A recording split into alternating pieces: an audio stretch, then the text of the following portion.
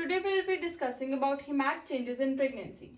We have divided this topic into three parts. First part में हम RBC के बारे में डिस्कस करेंगे, सेकेंड पार्ट में डब्ल्यूबीसी के बारे में, थर्ड पार्ट में प्लेटलेट्स और प्रोटीन्स के बारे में. So first of all RBC के पार्ट में हमने इसको डिवाइड किया है दो पार्ट्स में, ब्लड एंड हीमोग्लोबिन.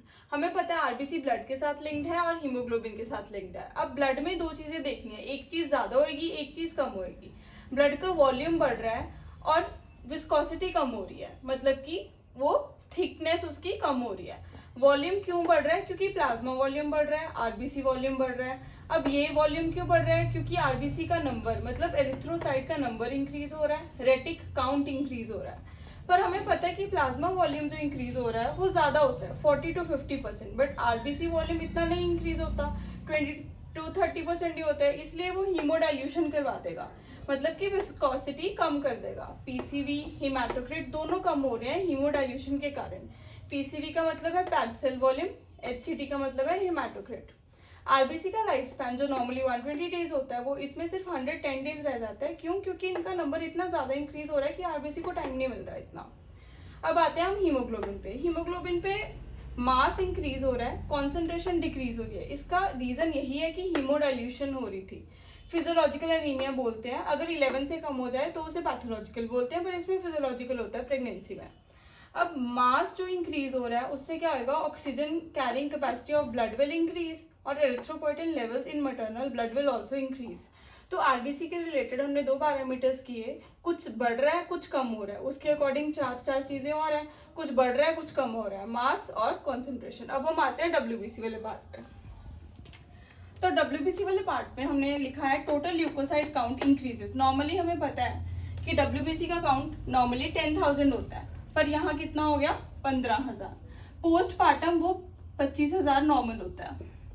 अब टीएलसी में हमें पता है काफी सारे सेल्स आते हैं, न्यूट्रोफिल्स इंक्रीज होते हैं, टी लिम्फोसाइट्स इंक्रीज होते हैं, पर इओसिनोफिल्स कम होते हैं.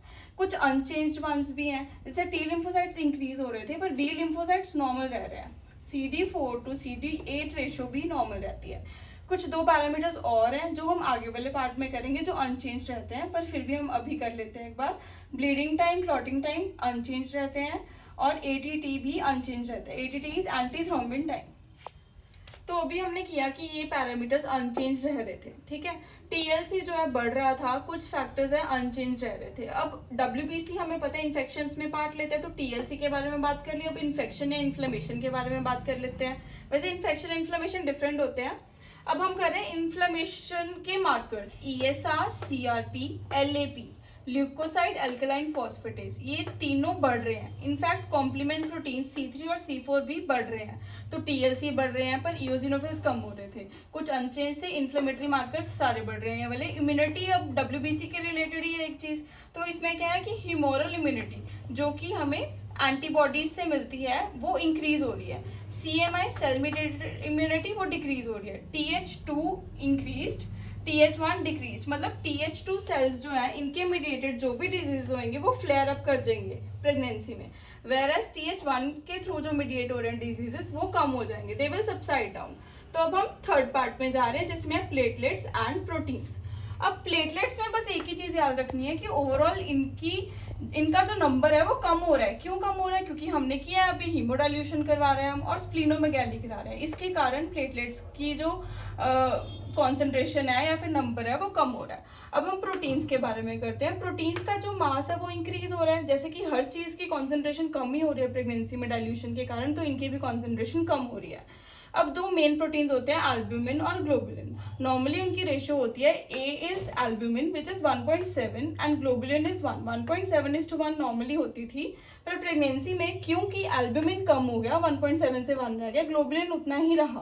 बट कंपैरेटिवली जब हम बात कर रहे हैं ग्लोबुलिन बढ़ रहा है और एल्ब्यूमिन कम हो रहा है, तो ये चीज हमें याद रखनी है. अब ग्लोबुलिन बढ़ रहा है मतलब कि बाइंडिंग ग्लोबुलिन्स बढ़ रहे हैं. कौन से? थायराइड हार्मोन के और सेक्स हार्मोन्स के बाइंडिंग ग्लोबुलिन्स बढ़ रहे हैं. अब हम प्लेटलेट के रिलेटेड बात करें तो कोएगुलेशन की भी साथ में कर लेते हैं. कोएगुलेशन में क्या हमें पता है pregnancy is a hyper coagulable state, तो clotting factors will increase in it, whereas anti clotting factors मतलब कि anti coagulants protein C and S वो कम हो जाएंगे, फाइब्रिनोलिटिक एक्टिविटी कम हो जाएगी, तो मतलब चांसेस होंगे कि क्लॉट बने ब्लड वेसल में और ब्लड वेसल ब्लॉक हो जाए, फाइब्रिनोजन विल ऑल्सो इंक्रीज। सो ये तीनों चीज़ें बहुत इंपॉर्टेंट है। हिमैट चेंजेस आपको यूनिवर्सिटी क्वेश्चन आता है। So thank you.